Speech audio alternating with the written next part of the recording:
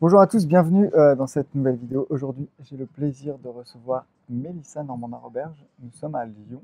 Il Oui, fait à peu près, je pense, 35 degrés, quelque chose comme ça. environ. Mélissa, tu es donc coach, entrepreneur, conférencière. Aujourd'hui, tu donnes des conférences dans toute la francophonie mondiale. Parce qu'aujourd'hui, donc demain, ce week-end, on Oui, assiste à l'événement de l'AZ Express. Et donc, tu es aussi conférencière sur oui, cet événement-là. absolument. Comment tu vas, Mélissa, en ce moment? Ça va super bien. Très, très, très privilégié de vivre ce que je vis présentement. Et ben, nous, ça nous fait plaisir aussi de te recevoir ici en France. Ça fait déjà quelques fois que tu viens cette année? C'est la 6e fois en l'espace de Oh! 6 mois là, que je viens en Europe pour le travail, oui. Et oui, je t'avais convié sur mon événement, il y a quoi? Oui, C'était en avril, ça en fait quelques avril. mois déjà. Exact. Donc, toi, tu accompagnes des femmes entrepreneurs à avoir de la paillette dans leur vie. Que ce Oui, soit dans leur vie ou dans leur business d'ailleurs. absolument. En fait, le concept de paillettes est parti. Bien, premièrement, je capote. Je kiffe grave sur la paillette. C'est un peu comme une espèce de blague à l'interne chez moi avec mes amis et tout, mais que finalement, on s'est rendu compte que lorsque tu veux réussir en affaires, tu dois briller. Hmm. Il faut que les gens te remarquent. Il faut que non seulement visuellement, mais il faut qu'il y ait une attirance, en fait, pour ton entreprise, ta personnalité. Donc, j'ai tout bâti Paillette Inc. là-dessus en me disant comment est-ce que les femmes peuvent briller en étant complètement uniques, parce que c'est souvent ça qui va faire qu'on va briller. C'est notre côté unique Mhm. qui ne ressemble pas à personne qui va faire qu'on va se distinguer. Et en même temps, parce qu'on va... En fait, la mentalité des femmes, Max, peut-être que toi, tu connais pas ça, mais des femmes entre elles, parfois, ce n'est pas toujours gentil. Et moi, ce que je me disais, c'était que tu n'as pas besoin d'éteindre les autres femmes autour de toi. Hmm. Tu n'as pas besoin d'éteindre la compétition. Tu n'as pas besoin d'éteindre celle qui réussit plus que toi ou qui réussit mieux que toi. En fait, c'est de t'en inspirer. Parce que quand il y en a une qui brille, les autres sont appelés à briller. Et on va se le dire, une paillette, c'est très bien, c'est beau. Et quand tu en mets plein, c'est pour les yeux, c'est extraordinaire. Ça Donc, brille. c'est oui, exactement. Donc, je suis vraiment partie de ça pour créer Paillette Inc. et créer cette communauté-là maintenant de femmes paillettes. Écoute, c'est marrant que tu me parles de briller, d'attirer l'attention, d'attirer l'œil, parce que justement, si je voulais faire aussi cette interview avec toi aujourd'hui, bah, c'est pour deux choses. C'est parce que bah, il y a aussi le côté passage à l'action que Oui. tu enseignes à tes étudiantes, Mhm. mais il y a aussi le côté branding, comment on Oui. capte l'attention, comment on crée une image de marque. Ça, je sais que tu es très forte pour faire ça. Donc, c'est sur ces éléments-là que je Mhm. voulais t'interroger. Mais avant ça, je voulais savoir par rapport à ton histoire, notamment dans le domaine de l'éducation, dans le domaine de la musique, parce qu'avant Oui. c'était aussi ce que tu faisais. Qu'est-ce qui a été déterminant dans le choix de devenir entrepreneuse et en tout cas de passer sur Internet comme tu le fais aujourd'hui? En fait, moi, je suis diplômée en éducation, oui, en Ok. éducation au primaire chez nous. Donc, j'étais enseignante pour les enfants de maternelle à 6e année chez nous.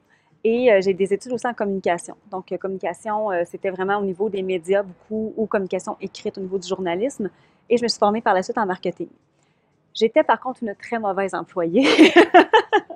En fait, j'adorais enseigner et j'ai toujours aimé enseigner depuis que je suis petite. Là. Je me rappelle d'avoir 5, 6, 7 ans et Mhm. de modéliser beaucoup ce que mes professeurs faisaient. Donc, l'éducation a toujours fait partie de ma vie, mais moi, si tu m'enfermes dans un cadre avec des règles, avec un horaire, ça ne Ça ne va pas fonctionne du pas. tout. Du tout, ça ne fonctionne pas. Je ne suis pas faite pour ça. Et je trouve ça admirable, les gens qui sont faits pour ça, puis c'est correct aussi parce qu'on en a besoin. Donc, j'étais une excellente enseignante, j'ai pas peur de le dire, mais dans un cadre, un contexte qui m'était imposé, je pense que j'aurais pas fait très longtemps dans ce milieu-là. Mhm. Et moi, parallèlement, il faut comprendre que j'ai toujours, oui, eu mes entreprises qui étaient des écoles de musique. Donc, Ok. j'enseignais le jour dans des écoles et le Mhm. soir, je faisais mes activités avec les écoles de musique. Et finalement, c'est devenu très gros rapidement. J'ai eu 2 succursales, plus des écoles, en fait, en parallèle avec ça. On était affiliés avec des écoles. Et je me suis rendu compte que l'entrepreneuriat, je le savais, en fait, depuis toujours, mais sans C'est nécessairement quelque chose avoir qui. mis un mot là-dessus. Je savais que c'était pour moi parce que c'était comme je le voulais, comme je le souhaitais. Je faisais les choses à ma façon. Donc, j'ai toujours parallèlement enseigné et fait ça. Puis, à un moment donné, ben, je me suis lancée complètement en faisant, ben, c'est ça ma vie. Et ça a grossi rapidement. J'ai eu des employés et tout. Et je me rends compte, en fait, qu'aujourd'hui, c'est le retour encore aux sources. C'est l'éducation et les communications. C'est beaucoup ce que C'est je ce fais. que tu fais aujourd'hui en fait Oui, finalement. c'est la même chose. J'ai juste transposé au niveau de la clientèle, au niveau de l'entreprise, mais je reviens toujours à ça. Et je dis souvent, en fait, que faut pas mettre de côté ses racines quand on était enfant et Mhm. adolescent parce que c'est souvent là qu'on va retrouver ce qu'on a envie de faire. moi, la Mélissa ado rêve d'exactement cette vie-là. Là. L'adolescente en moi, c'est exactement ça. C'est vraiment drôle que tu parles de ça parce que c'était pas du tout prévu que j'aborde ce sujet-là dans l'interview, mais On tout à l'heure. dévie. Ben oui, mais en même temps, c'est ça qui est drôle. De toute façon, on a dit qu'on allait. Oui. En venant tout à l'heure à Lyon, là, j'écoutais dans la voiture en venant. On cherche souvent à surfer sur la vague, trouver le bon truc qui marche en ce moment, et on oublie parfois ce qui nous anime vraiment en fait. Et je pense que concrètement, quand aujourd'hui on veut être performant, avoir un business qui fonctionne sur le long terme, on est obligé de faire quelque chose qui nous plaît et quelque chose qu'on aime, parce que si on ne fait que surfer sur la vague et qu'on fait que prendre les choses qui fonctionnent sur le moment, qu'est-ce qui va se passer quand la mode sera passée et qu'on ne pourra plus faire cette chose-là? Et on oublie notre instinct. Et on oublie notre instinct, on oublie notre personnalité. Oui. Et je sens que c'est toi, c'est quelque chose que tu as vraiment conservé. D'ailleurs, on parlait tout à l'heure de ce que tu avais conservé de l'éducation d'avant. Tu as aussi conservé la musique, puisque même sur scène, tu utilises beaucoup ton piano et tu peux partager aussi des choses comme ça. Et ça fait partie du brand. Un brand, c'est ça, c'est d'aller extraire des éléments dans lesquels tu es bon, dans lesquels tu as beaucoup d'intérêts, qui sont alignés avec tes valeurs et tu les retransposes dans ton entreprise. Donc, techniquement, la musique n'a pas de rapport avec le coaching de business. Et finalement, je réussis à expliquer des principes très, très, très éloquents de business avec la musique, où je vais aller connecter avec les gens beaucoup. Et ça, c'est important. Donc, si je fais des chansons que les gens connaissent, les gens aiment les chansons. Et quelles chansons? J'en fais plusieurs. Non, j'en fais plusieurs. Mais moi, en fait, la musique, ça a toujours été un moyen d'aller... Je pense, en fait, que c'est un des moyens les plus performants pour aller toucher le cœur des gens. Donc, je me suis beaucoup questionnée, en fait, au départ, à me dire, est-ce que je le fais ou pas? Est-ce que ça a lieu d'être pour finalement faire, c'est moi, c'est ma personnalité. Donc, pose-toi pas de questions, fais-le. Et je suis forcée d'admettre que c'est ce qui fonctionne le plus. Ah ben, de toute façon, l'émotion qui est générée, bon, écoute, je vais leur dire, hein, mais j'ai fait plusieurs de tes conférences. Oui. Et c'est vrai que quand tu nous fais chanter ces chansons, écoute, on s'en rappelle. Pourquoi? Parce qu'on vit un moment qui est assez peu commun, en fait. Exact. Et du coup, on ancre cette émotion qu'on partage avec toi. Et finalement, tout le message que tu veux nous transmettre à ce moment-là, il est... Ça, c'est le cosmos! Voilà, c'est parfait. C'est parfait. On va avoir un petit peu de bruit de fond sur... C'est une symphonie. Voilà, c'était pas prévu non plus. Ouais, je disais, c'est ça, c'est l'émotion qui est transmise aussi par rapport à ce que tu peux nous proposer sur ce jeu de musique. Est-ce qu'il y a comme ça une... J'espère qu'on va bien nous entendre avec le bruit de l'eau. Penses-tu? On verra, je ne sais pas. On verra. Est-ce qu'il y a comme ça une anecdote que tu pourrais nous partager? Alors, soit qui a été déterminante dans le choix que tu as fait d'évoluer, oui. Soit ça s'est fait progressivement, mais est-ce qu'il y a comme ça un truc dans ta vie d'entrepreneur? En fait, moi, j'ai vraiment un événement déclencheur dans ma vie qui est mon 30 ans, où je me suis dit... Non, c'est parfait, vous pouvez. C'est correct, vous pouvez y aller. On vit plein de choses ici. Donc, en fait, c'est ça. À mes 30 ans, moi, j'avais une vie, qu'on va dire, fonctionnelle, pour reprendre ce mot-là. Une vie où, en fait, la majorité des gens aspirent à cette vie-là, c'est-à-dire être en couple, avoir les enfants, avoir la maison, avoir une carrière que je trouvais vraiment passionnante, mais il me manquait quelque chose. Et c'était, en fait, une espèce de... relié à l'urgence de vivre beaucoup, de me dire, OK, je viens d'atteindre ce que je voulais, c'est quoi la prochaine étape? Parce que ça se peut pas que ma vie soit comme ça. Fonctionnelle. Toute ma vie. Il y a rien d'autre après, ça fonctionne pas. Puis il y avait une part de moi qui me disait que mon potentiel n'était pas exploité dans le sens où j'avais atteint les objectifs que je voulais. J'étais quand même reconnue dans mon milieu, donc dans ma ville au Québec. Mais quelque chose de pas atteint. Donc ça a été vraiment l'élément déclencheur pour me dire, je sais que je suis capable de plus. Maintenant, où est-ce que je peux aller chercher ce plus-là? Et je ne voyais pas de quelle façon, traditionnellement, je pourrais le faire. Okay. C'est vraiment de... Et là, j'ai commencé à regarder un peu ce qui se faisait autour de moi, puis à me dire, OK, il y a quelque chose qui se passe sur Internet, et c'est là. Je pense que la clé, c'est là qu'il faut que j'aille. Encore là, c'est de l'instinct, parce que honnêtement, je suis vraiment pas bonne en techno. Moi, aller sur Facebook, Instagram, ça me va. Le reste, pas plus que ça. Mais l'instinct de me dire, moi, je veux pas de frontières, je veux pas de limites. La seule façon de le faire, c'est ça. Je peux pas faire autrement que ça. C'est de partir sur ce chemin-là que tu t'étais... Sans aucune connaissance. Quelle vision tu avais? Aucune connaissance autre que ce que je fais. C'est-à-dire au niveau du marketing, je sais comment faire du bon marketing. Ça, je savais tout ça. Je savais comment me fixer des objectifs. Je savais comment enseigner aussi. Puis de comment bâtir une entreprise, traditionnelle ou pas, mais comment bâtir une entreprise, ça faisait quand même 15 ans que j'étais en affaires et que je réussissais ce que j'entreprenais. Donc, de partir de ça puis de faire, OK, ben ça, je peux l'enseigner. OK. Je pense qu'on va peut-être faire un petit break pour changer d'endroit parce que j'ai peur que ce soit compliqué pour vous d'entendre. On va voir au niveau du son. On vous revient tout de suite après la pause. Nous revoici. Non, on a dû migrer parce que, comme d'habitude avec Mélissa, les choses ne se passent jamais comme on les avait prévues. Et les fontaines se sont allumées juste après le début de notre interview. Donc, pour que ce soit confortable pour tout le monde, on a dit on allait se mettre sous la roseraie. Voilà. Et donc, nous revoilà. Et ce qu'on ne dit pas, c'est qu'il y a aussi une abeille qui nous tournait autour pendant qu'on pensait qu'on enregistrait, mais alors que le téléphone n'enregistrait pas. Voilà. Donc, encore une fois, c'est le cosmos. Il se passe des choses. Hier, on était dans Lyon, le GPS ne marchait plus. Dès que Mélissa était là, il y avait des interférences cosmiques. J'ai appris en fait à être en paix avec ça. On appelle ça le pouvoir de la paillette. C'est extraordinaire. On parlait tout à l'heure de ton parcours. Oui. Et c'est vrai que je me posais la question aussi, avant d'être entrepreneur, tu es aussi maman, tu as 4 enfants. Oui. Et je me posais la question, quel genre de maman tu es, et comment tu restes focus en fait. Donc, tu vas faire semblant que tu n'as pas entendu ma réponse encore. Non, pas du voilà. tout. Alors oui, maman de 4 enfants, 3 garçons, une fille. Yes. J'ai été une maman parfaite. En fait, dans leur petite enfance, moi, j'étais une maman, quand on vient d'avoir un enfant, on a un livre qui nous remet à l'hôpital où moi, je suivais toutes les étapes. Ma mère est infirmière, donc elle venait à la maison pour m'assurer que tout était correct. J'étais le genre de maman qui ne sortait jamais de chez elle, mais vraiment jamais. Si j'avais des amis qui m'appelaient pour aller prendre un verre, c'était non, mais venez à la maison tout le temps. Je ne quittais pas la maison plus de 24 heures. Et quand ma fille est venue au monde, en fait, j'ai complètement arrêté d'enseigner à l'école pour être avec mes entreprises, en fait, et faire mon horaire en fonction des enfants, ce qui fait que je travaillais pratiquement jamais dans le jour. Les enfants n'allaient pas à la garderie et je travaillais le soir quand mon ex-conjoint de l'époque était là. Donc, les enfants n'étaient jamais avec une gardienne, pratiquement jamais. Ce qui fait que je me suis mis une pression hallucinante. Une pression de performer comme mère, une pression et même parfois même de juger les autres mères, de me dire ah ben elle s'en va là avec ses amis, elle va souper, ça doit forcément être une mauvaise mère, en tout cas moins bonne que moi. Pour me rendre compte que ce n'était pas ce que je voulais enseigner à mes enfants, parce que la perfection, de toute façon, ça n'existe pas. Et je me disais, présentement, je ne suis pas heureuse dans ma vie de couple, je ne suis pas heureuse dans cette vie familiale-là parce que j'ai envie d'aller à l'extérieur, j'ai envie de voir des gens, j'ai envie de m'accomplir professionnellement.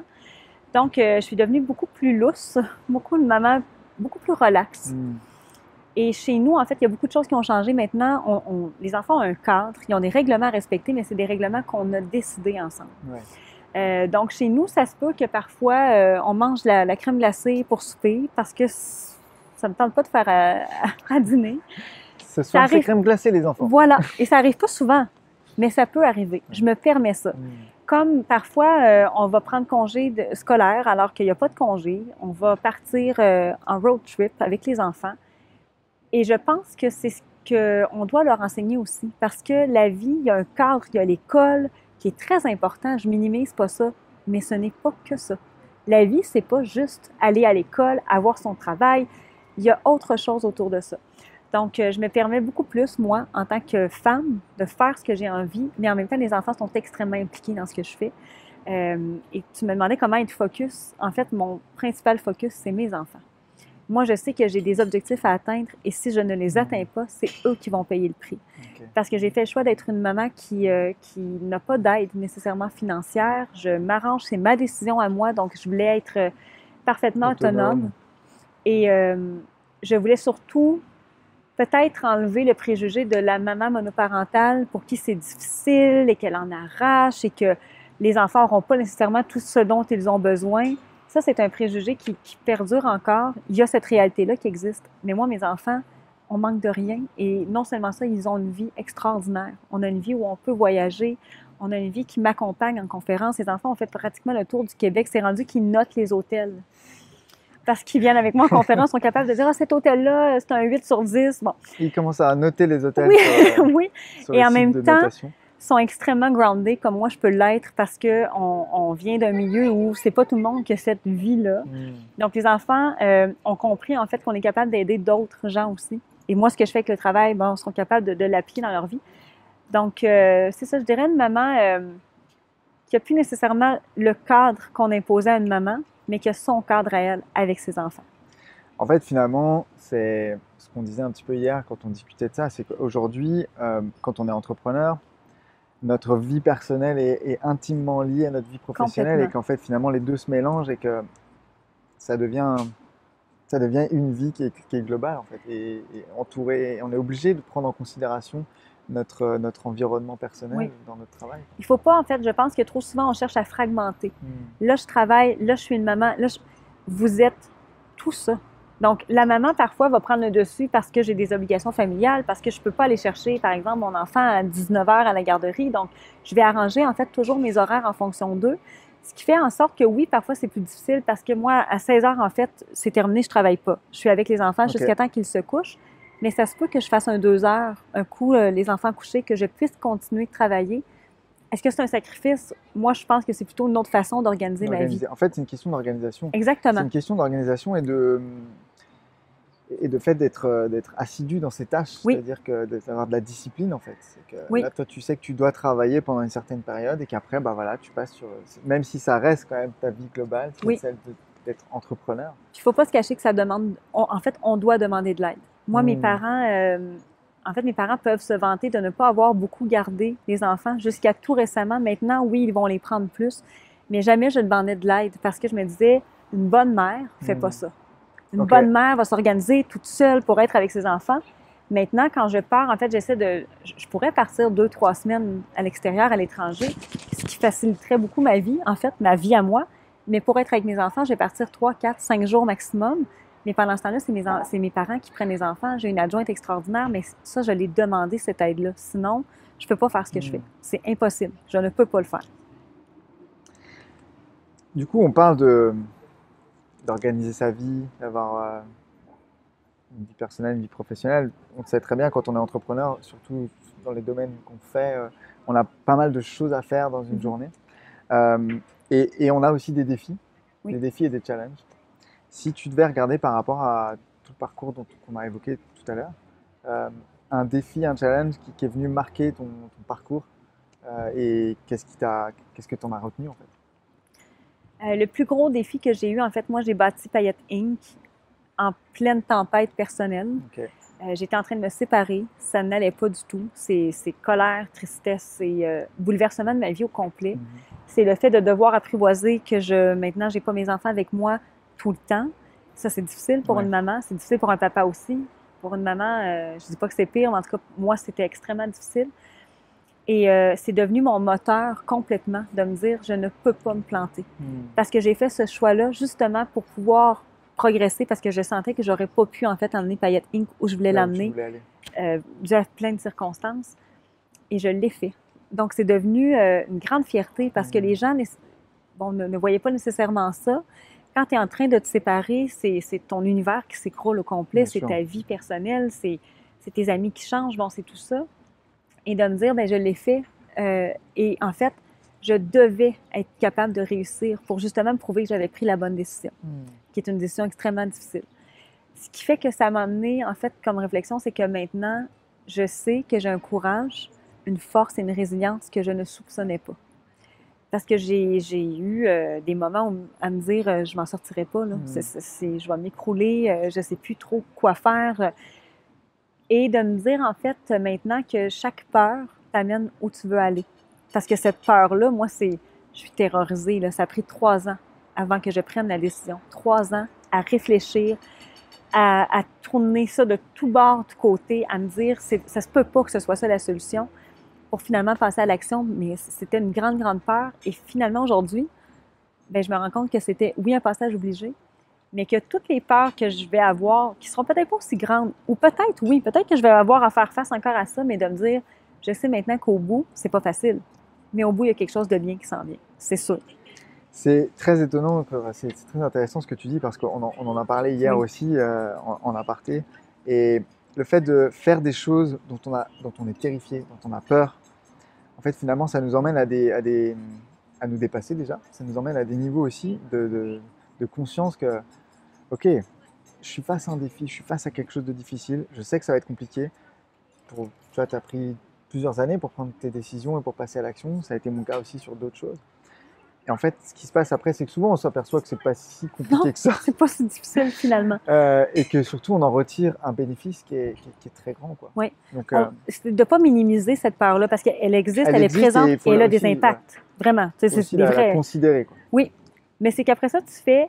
En fait, c'est pas c'était pas si pire, mais c'est que ben, finalement, je m'en ai sorti. Ouais, fait que la prochaine, je vais clairement, je vais m'en sortir. C'est un mécanisme, en fait. C'est comment comprendre le mécanisme de la peur, en fait. Oui. Et hier, je te disais, derrière toute peur, il y a un désir. Bien sûr que quand on a peur de faire quelque chose, c'est parce qu'on désire vraiment, on aimerait bien faire ce truc. Et finalement, quand on atteint cet objectif-là, quand on se rend compte qu'on a dépassé cette peur-là, on s'est dépassé soi-même, on accède à des choses qui nous permettent encore de passer à des niveaux supérieurs et des niveaux supérieurs. Absolument. Donc, c'est vraiment à expérimenter. Oui, c'est pas une séparation, un divorce. Je vous le souhaite pas nécessairement, mais en même temps, ça fait quelqu'un d'épanoui. Mais voilà, quelque part, en fait, une fois qu'on a compris le mécanisme de comment ça fonctionne, les peurs, on en a toujours. Oui. Elles reviennent, enfin, il y en a qui sont toujours là. C'est juste qu'on comprend peut-être mieux comment fonctionne le passage de j'ai peur de faire quelque chose à j'ai enfin pu faire cette chose-là. Et qu'est-ce que j'en retiens? Quel résultat. Oui. Quel résultat j'en retiens? On parle de peur et de, tu as développé ton entreprise comme ça. Est-ce qu'aujourd'hui, dans ton développement, enfin, aujourd'hui ça n'a plus rien à voir, Payet Inc, c'est en train de prendre une envergure importante. Est-ce que tu as des doutes sur des choses dans ton business et si tu en as, comment tu fais pour les dépasser? En fait, je suis quelqu'un qui ne doute pas beaucoup, mais je m'explique, c'est que j'ai toujours une certitude en affaires, vraiment. En fait, je me demande jamais pourquoi ça ne fonctionnerait pas. Puis moi, j'ai une idée, ben je vais la faire, puis on verra ce que ça va donner, mais en même temps, dans le on verra ce que ça va donner, je sais ce que je suis capable de faire et je sais que je vais bosser à n'en plus finir pour atteindre mon résultat.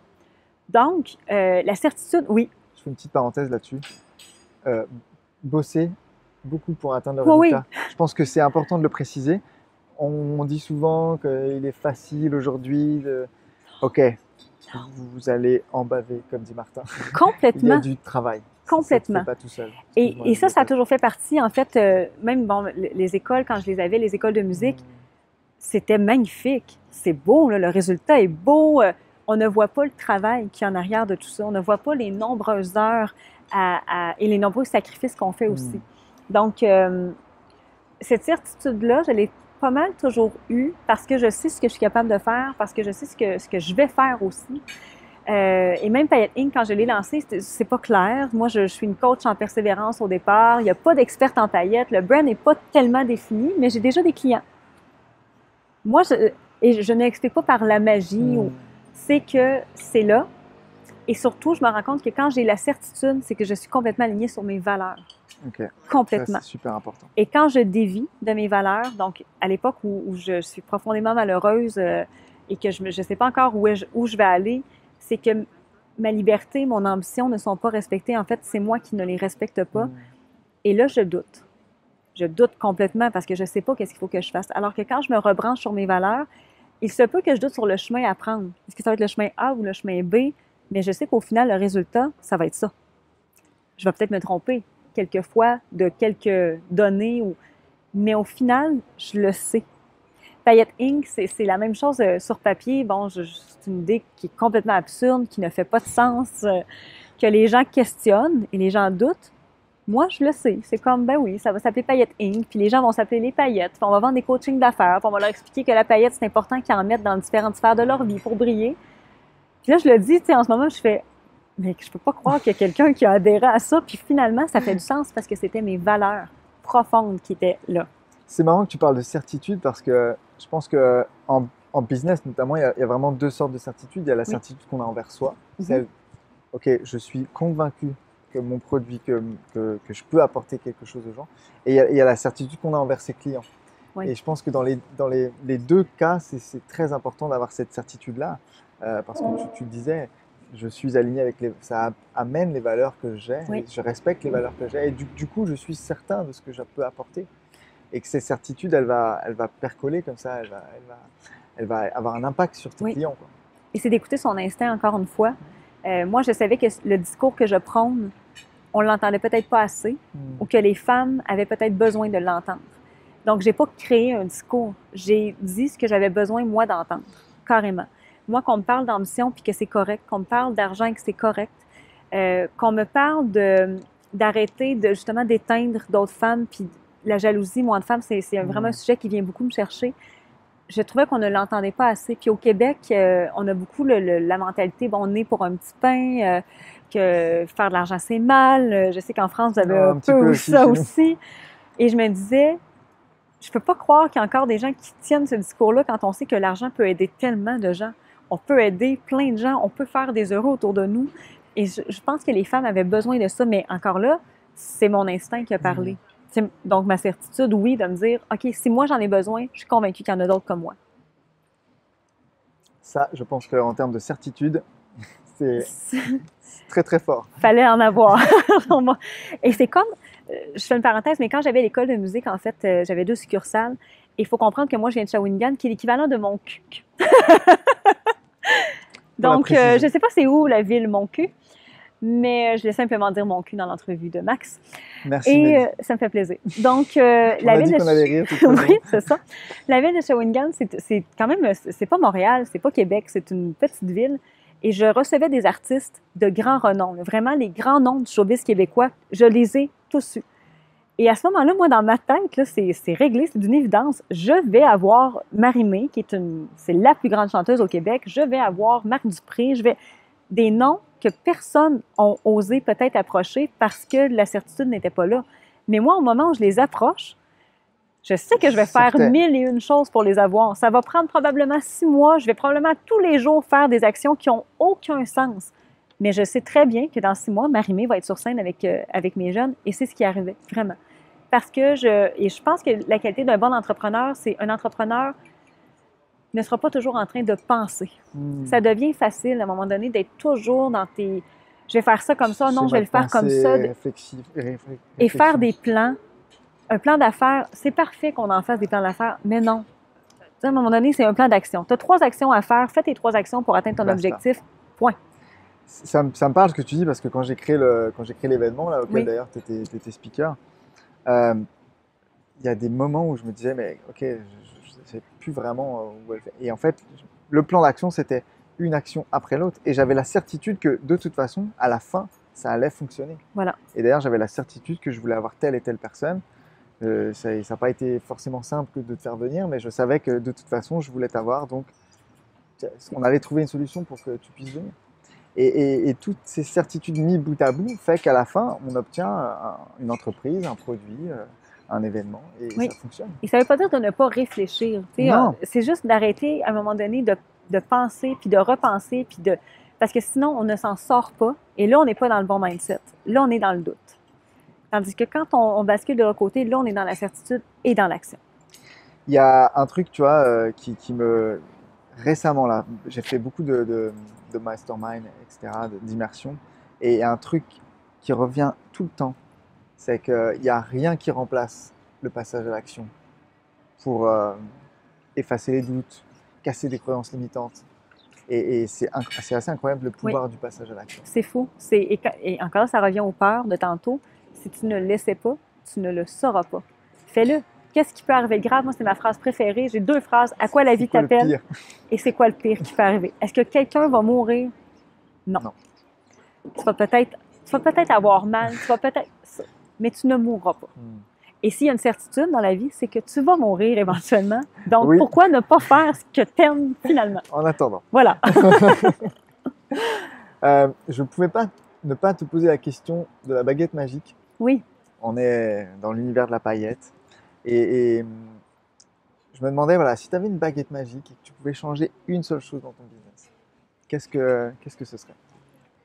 En fait, tu connais déjà la réponse, mais ma baguette magique, j'aimerais que quelqu'un soit capable de lire parfois dans ma tête et de faire... Parce que parfois, c'est le chaos. C'est vraiment le chaos. j'ai beaucoup de difficultés, comme je suis très instinctive, de verbaliser qu'est-ce que je veux faire. Parce que souvent, moi, je fais « OK, on le fait ». On s'en va là, puis on le fait, alors que je pourrais justement peut-être mieux briefer les gens autour de moi. Puis mais j'ai vraiment une difficulté avec ça, de sortir ce que j'ai dans ma tête. Donc ça, je pense que j'aimerais peut-être pouvoir faire ça, mais bon, ça se peut pas, ça ne se fait pas. Mais sinon, honnêtement, je pense que je ne changerais rien. Ce que je suis en train de vivre, c'est l'entreprise de mes rêves, c'est les journées de travail de mes rêves, c'est les collaborateurs de rêve, les clients de rêve. Et je ne voudrais pas nécessairement avoir, mettons, plus de succès ou rapidement plus de succès que qu'est-ce que j'ai là, parce que je pense que chaque étape, je dois les vivre comme il faut. Je suis très groundée dans la vie. Je suis une fille, oui, qui peut avoir l'air un peu tête en l'air, mais je suis très, très groundée, qui apprécie aussi. Chaque étape. Oui. Des fois, je vais être impatiente, j'aurais envie que ça aille plus vite, mais je sais que chaque chose a sa raison. Donc, ouais, je pense que je ne changerais rien. Je suis vraiment, vraiment privilégiée présentement de vivre ce que je vis. Puis j'ai un tatou, un nouveau tatou. Gratitude. Gratitude, parce que j'en ai énormément pour le style de vie et l'abondance dans toutes les sphères que je peux avoir. Sinon, si je peux prendre la baguette magique, c'est pour avoir un mari. Voilà. Celui que j'ai dans ma tête, s'il vous plaît. Fait que c'est tout. Fait que vous comprenez pas ça ici, hein? Fait que c'est ça. Fait que, ouais. Ça veut dire... Comment on traduit fait que, hein, ici? En fait, je dirais. En fait. Ou du coup? Ouais, du coup. Du coup. Alors, du coup, voilà. Je kifferais grave d'avoir une baguette magique pour faire apparaître mon mari.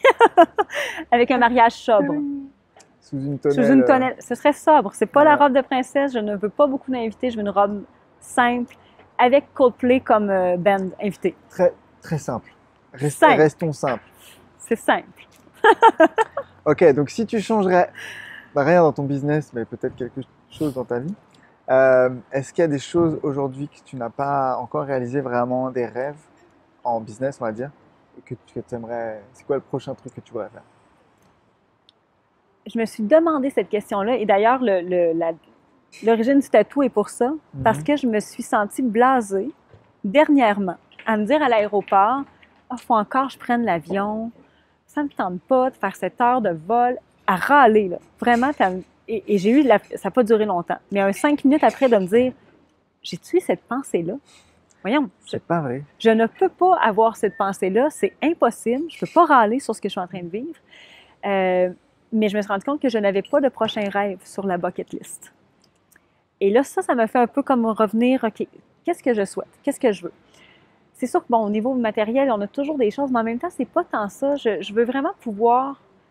Moi, en fait, la réussite pour moi, c'est vraiment de pouvoir faire ce que je veux, quand je veux, avec qui je veux et de la façon que je le veux.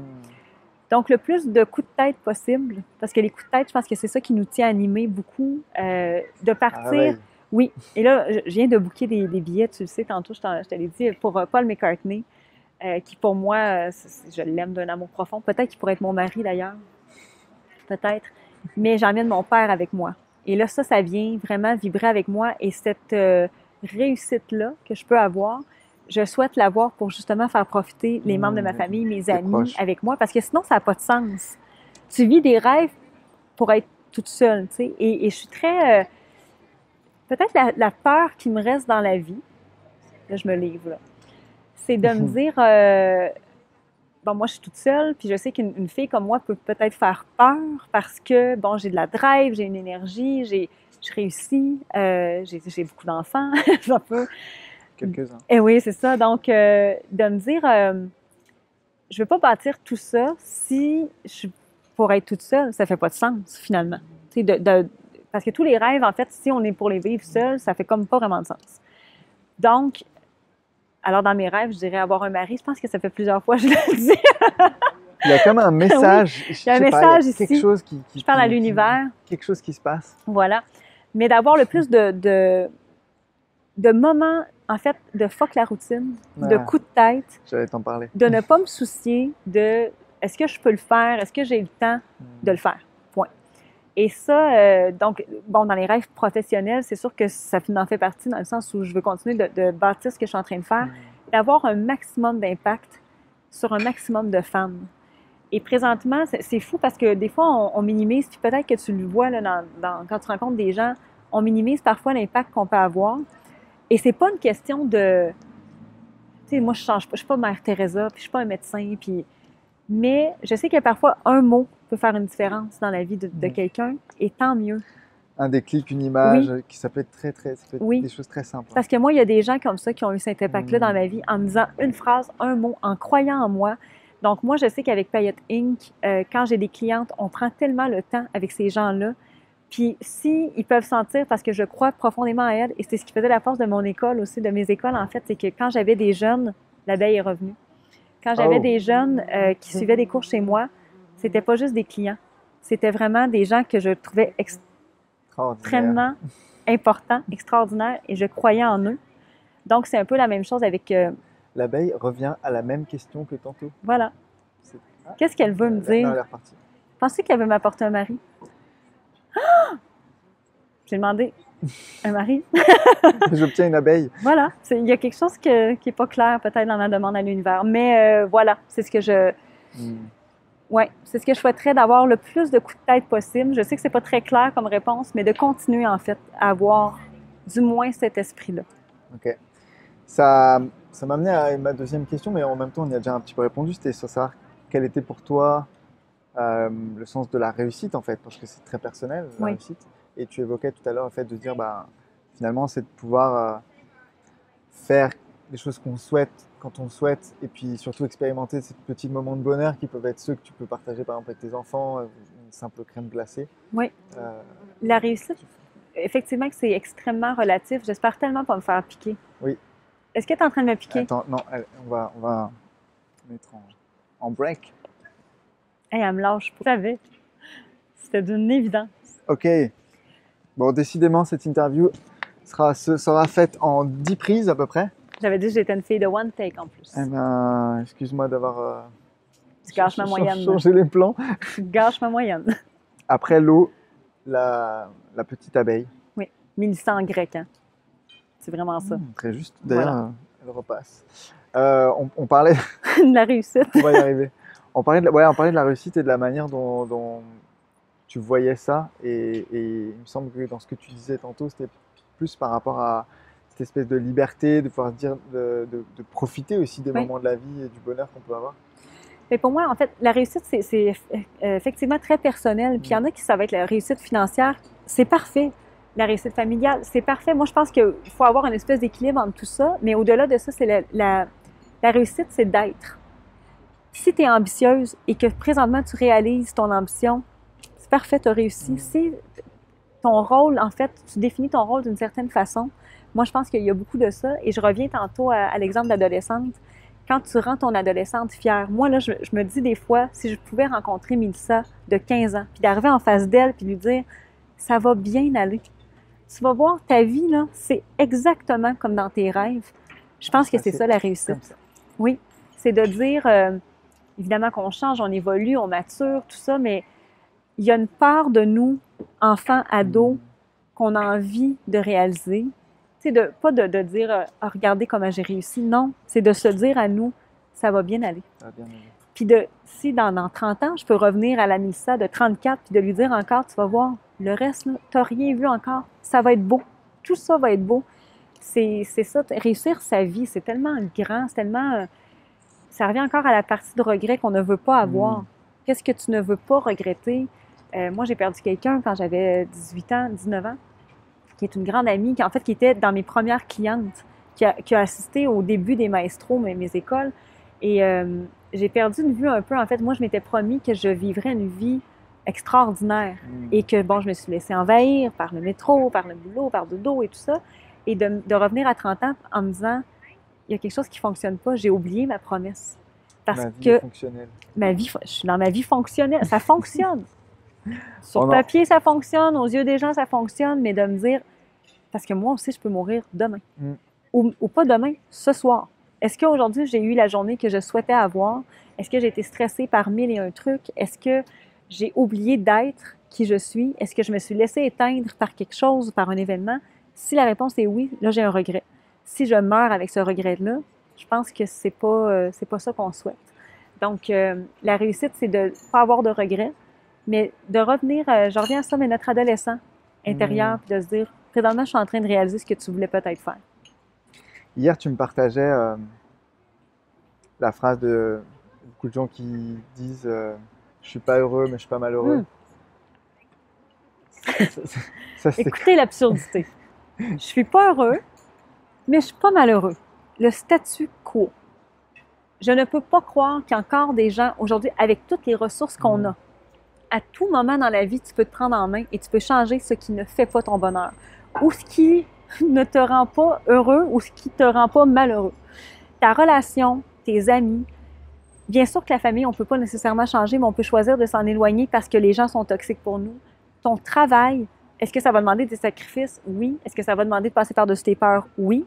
Mais moi, à toutes les fois, ça me... Et dernièrement, je l'ai eu, là. Je suis pas heureux, mais je suis pas malheureux. Fait que t'attends quoi? T'attends de mourir? T'attends d'être malade? Ça ne fonctionne pas pour moi. Ce n'est pas une vie. Ce n'est pas une vie. En fait, c'est fonctionnel. C'est ça, tu sais. N'importe quoi dans la maison, c'est fou, mais j'avais cette image-là. N'importe quoi dans la maison va fonctionner. Tu sais, la télé fonctionne. Il n'y a pas de folie, quoi. Il n'y a pas d'émotion, il n'y a pas de folie. C'est tout, ça fonctionne. La télé est ouverte. Est-ce que tu es en train de vivre un moment magique? Pas en tout. Pas en tout.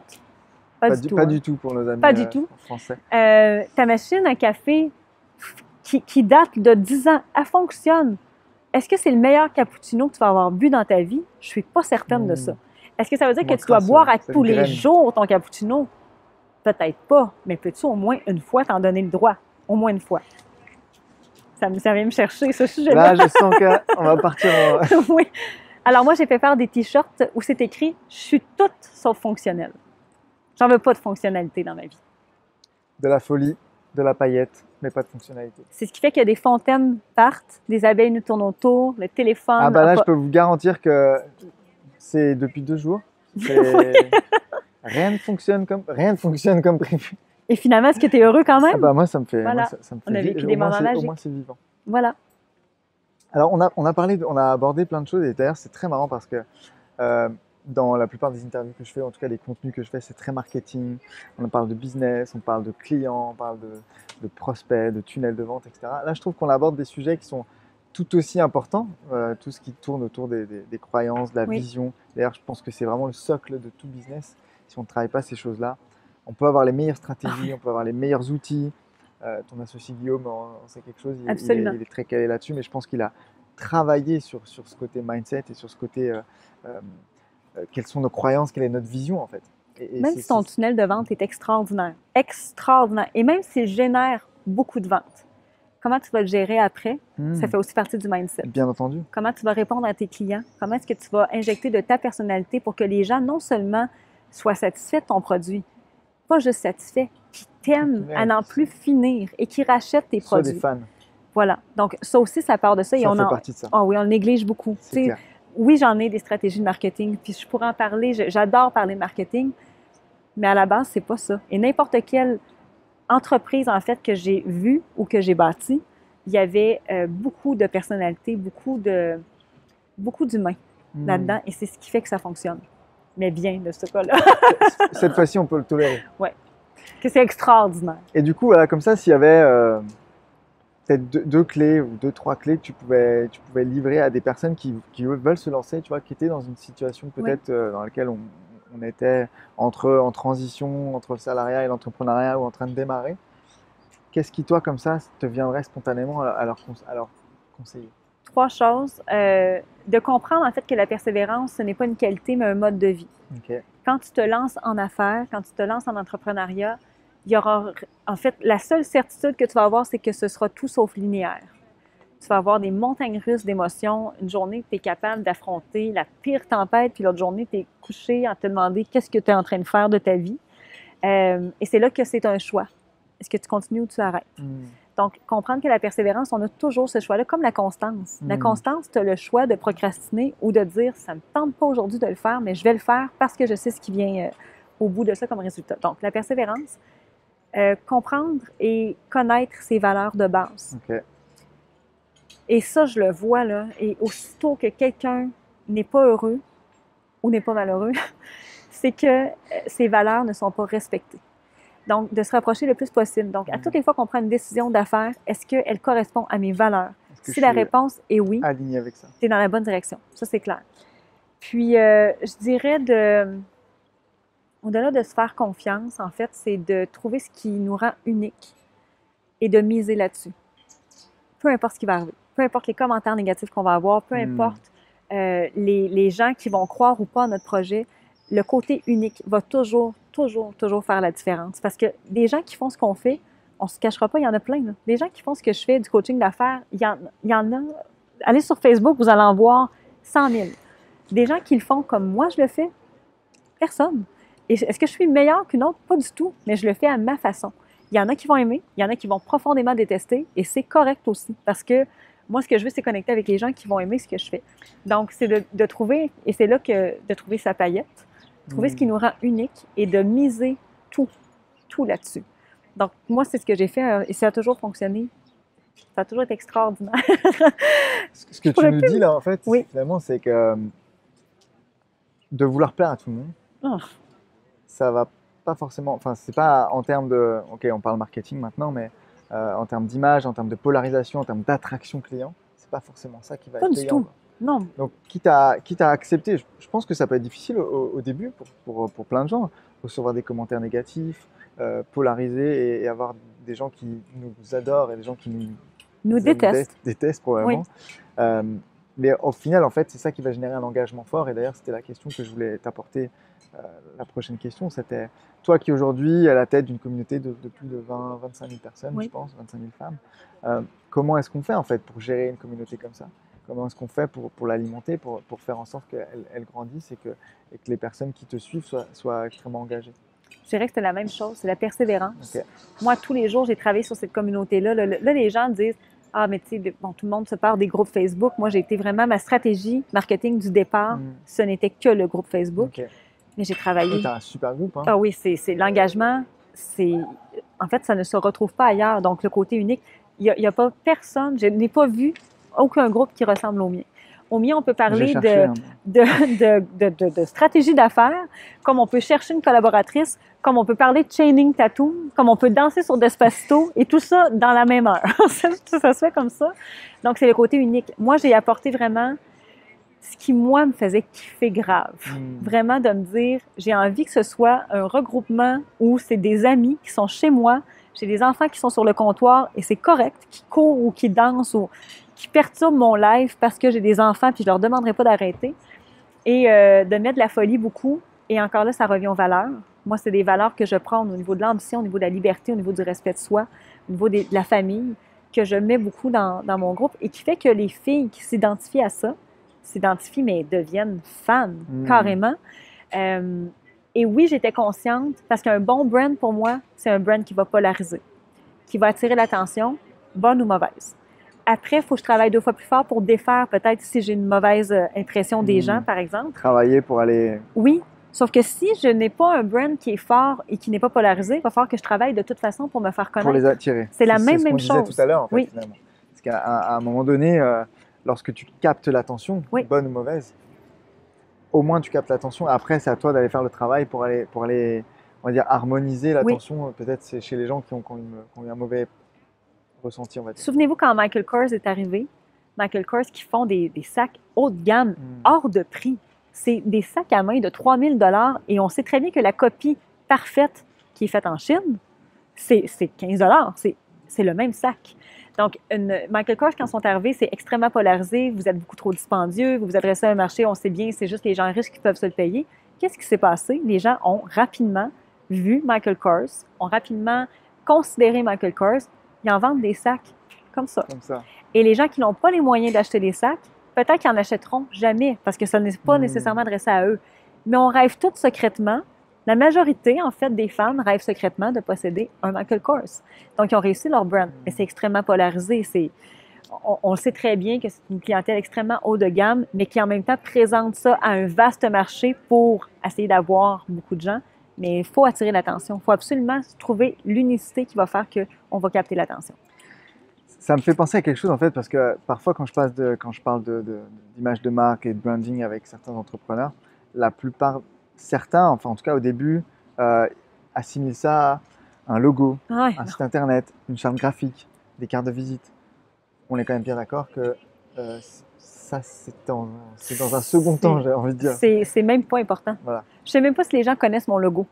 J'ai aucune idée. Est-ce que tu es capable de dire c'est quoi Moi, mon logo? Je le connais, mais parce que tu l'as vu, dû m'en servir. Les gens ne connaissent pas nécessairement ma police d'écriture. Et le brand, c'est un univers. C'est tout. Donc, quand je disais, par exemple, que je mets de la musique dans mes conférences ou dans mes interventions, c'est parce que l'univers de Paillettes, c'est ça. C'est de danser. C'est fou, hein? On a eu notre journée Fuck la routine.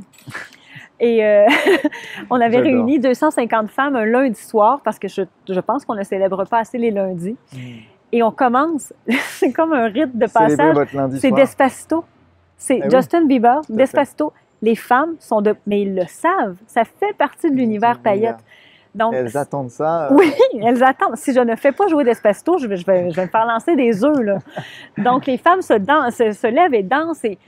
Mais ça fait partie du brand. Et moi, je me suis dit quel ton je veux adopter quand je leur parle. Donc, j'ai choisi de vulgariser les affaires au maximum, de prendre des situations de la vie courante ou de parler de groupes de musique, de parler d'artistes bien connus pour modéliser un peu ce qu'ils font, donc pour expliquer la business.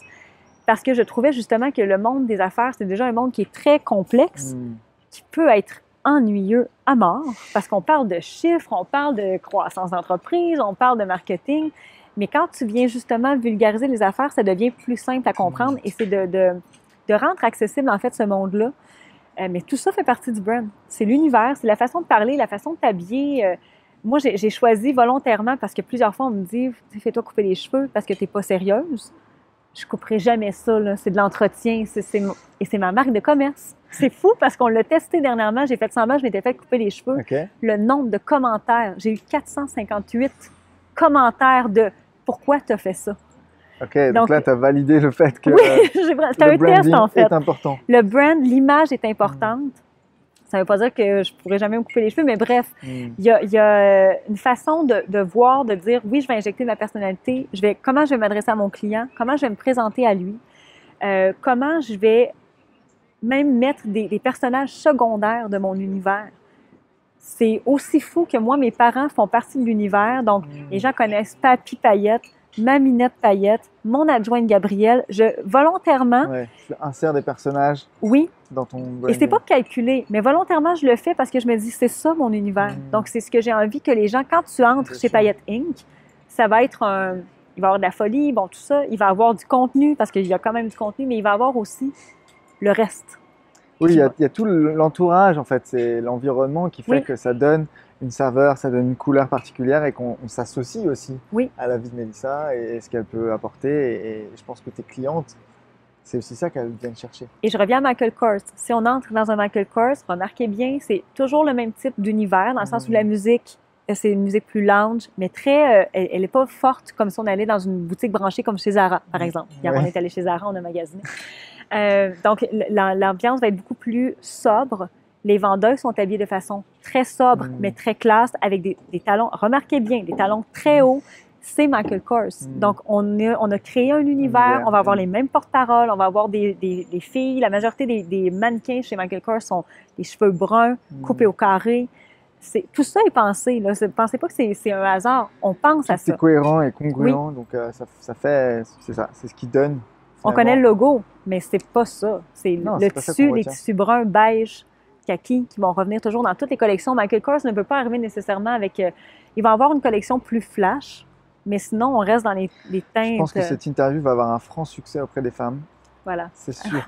On aime beaucoup les Michael Kors. On arrive bientôt au terme de cette interview. Mélissa, qu'est-ce que tu voudrais que les gens retiennent de toi? De comprendre qu'il faut toujours aller au-delà de l'image. OK. D'arrêter de porter des jugements gratuits. Parce que c'est facile de dire, je prends mon exemple, de dire la grande Barbie superficielle qui est un peu fofolle puis qui ne s'occupe peut-être pas de ses enfants parce qu'elle est très carriériste. Ça, c'est facile de dire ça et sur n'importe qui. Quand tu prends le temps de... Moi, je m'intéresse beaucoup aux êtres humains. J'aime beaucoup connecter avec des êtres humains. Quand tu vas au-delà de l'image, tu découvres souvent des gens de qualité extraordinaire. Et là, je ne parle pas de moi, je parle vraiment de plein de gens qui m'entourent que si je n'étais pas peut-être allée au-delà d'un préjugé mais peut-être que j'aurais même pas des amis qui sont dans mon entourage présentement parce qu'on est très porté souvent à s'arrêter à ça. Donc, je dirais ça, en fait, tout le contexte d'humanité. Moi, je crois beaucoup à la bienveillance, beaucoup en l'être humain. Tu sais, je suis peut-être très naïve. Là. Moi, on me vole mon portefeuille. Je n'appelle pas pour canceller mes cartes de crédit parce que je me dis, il va revenir. Mais je pense qu'on peut encore croire ça. En tout cas, j'essaie le plus possible dans ma vie de le faire. Donc, j'aimerais que les gens puissent retenir qu'au-delà de la paillette, il y a ce côté-là très humain. D'ailleurs, dans tes conférences, très souvent, à un moment donné, tu poses la question aux gens, soyez honnête, qui a eu un jugement? À main levée. Oui. Et c'est assez drôle en fait finalement. 90% de la salle les gens, les gens qui lèvent la main. Ont des perceptions et puis... Et c'est OK. Oui. Je suis consciente de ça. Moi, j'ai été une adolescente extrêmement complexée. Vraiment. J'étais pas la belle fille de l'école. Les garçons n'étaient pas intéressés à moi. J'avais les dents super croches. Et ça m'a affectée énormément parce que je me disais, crime, j'ai beaucoup à offrir. Puis les gens, ils s'arrêtent à l'image. Donc, les filles populaires ne veulent pas venir me parler parce que je suis moins populaire, parce que je suis devenue populaire un jour à la fin de mon lycée. Mais pas au début, vraiment. De promo. Et c'est venu... Oui, c'est ça. Et même pas encore. C'est venu me chercher beaucoup. Et je me rends compte que je lutte encore parfois contre ça. Okay. Mais je le veux bien parce que c'est l'image que je voulais donner. Donc, oui, d'aller au-delà du côté de n'importe qui. Souvent, vous allez découvrir... En fait, vous allez avoir une leçon. Très souvent. Très, très souvent. Et d'ailleurs, on a des surprises aussi. Oui. Et parfois bonnes, d'ailleurs. Parfois bonnes. Parfois. Parfois. Petite question plus légère, on va dire. Oh! Si tu avais à choisir un verre de vin et un bon plat qui te rendrait heureux, ce serait quoi? Champagne, assurément. OK. Moi, le champagne... Les bulles et... Ouais, il y a quelque chose de paillettes là-dedans. Il y a quelque chose de ma vie de rêve que je voulais, avoir du champagne. Un plat, je ne sais pas si vous en mangez ici, la fondue chinoise. Non, c'est bien québécois, ça. Moi, là, si on m'invite à manger de la fondue chinoise, premièrement, je mange de 7h, 19h le soir jusqu'à au moins 2h du matin. C'est un bouillon qu'on fait... au Québec, c'est très populaire. C'est un bouillon. Les gens se servent, il y a du riz, il y a des patates, il y a de la salade, des légumes et tout. Et on a de la viande qu'on peut avoir différentes sortes de viande et différents types de fromage. On met le fromage dans la viande, on roule et on met ça dans le bouillon. Messieurs, champagne, fondue chinoise. Moi, là, de la fondue chinoise, je deviens la fille la plus heureuse sur la planète Terre. J'en mange. Honnêtement, on calcule ça en livres. Et on calcule 1 livre par 2 personnes. D'accord? C'est un paquet. Moi, je mange 2 paquets à moi seule. Ouais, c'est ça. Bon, je vais conclure sur la question. Oh non, je sens qu'il va y avoir quelque chose d'épouvantable. Ok, non, ça va. Quelle est la question que tu n'aimerais pas qu'on te pose? Pour la petite anecdote, messieurs, dames, lors de mon séminaire, le Business Booster en avril, s'est passé quelque chose. C'est-à-dire que tous les intervenants ont eu le choix de poser une question en live sur scène, pendant que moi j'étais en live sur scène et je devais y répondre. Et je dois reconnaître que Mélissa et son adjointe Gabriel ont eu des bonnes questions pour moi. C'était une magnifique question. C'est une magnifique question que je ne citerai pas ici. Si jamais vous voulez revoir le replay. Ben, je suis rendue, en fait, j'ai plus beaucoup d'orgueil. Okay.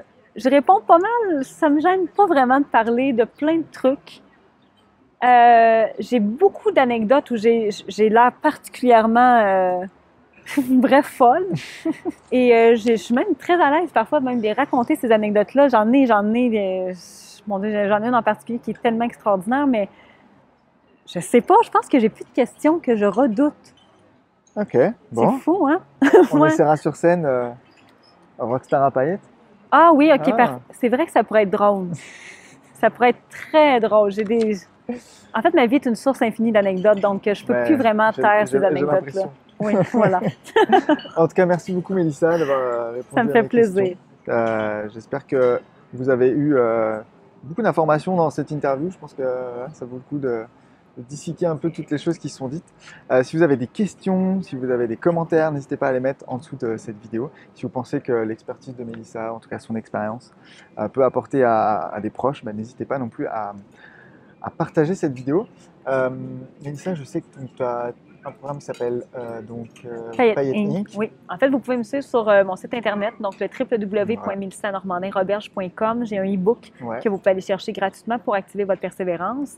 J'ai mon groupe Faites briller votre potentiel et j'ai mon Excellent. Instagram. Mon Instagram est beaucoup l'envers du décor de Payette, vraiment mes réflexions que j'ai pas mal au quotidien, donc vous pouvez suivre ça aussi. Et si jamais vous avez envie de me traiter de siphon de toilette, parce que c'est déjà arrivé, vous pouvez l'écrire dans les commentaires, ça me fait toujours beaucoup rire. Faut que tu expliques l'anecdote. Les gens pensent que j'ai des fausses lèvres, mais c'est vraiment, c'est tout à moi. C'est ma mère qui me l'a donné en héritage. Et il y a quelqu'un qui m'a déjà écrit que j'avais l'air d'une poupée gonflable et que j'avais des lèvres en siphon de toilette. Ça m'a fait hurler de rire. Comme quoi, vous voyez, vous pouvez avoir des commentaires et ça arrivera. Et Ça va arriver. Ça va arriver. De personnes qui ne sont pas du tout bienveillantes. Ça n'empêche pas d'avoir du succès et de rayonner donc, dans son business. Donc, il y a vraiment pas ça de fait des problème avec belles ça. anecdotes à raconter. Et ça fait des belles anecdotes Voilà. à raconter. Merci beaucoup, Mélissa. Merci, Max, beaucoup. À très bientôt. Vous, je vous retrouve dans une prochaine interview prochainement. Là, on est à Lyon. Je pense qu'il y en aura quelques-unes ce week-end. Donc, à très vite. Bye. Bye.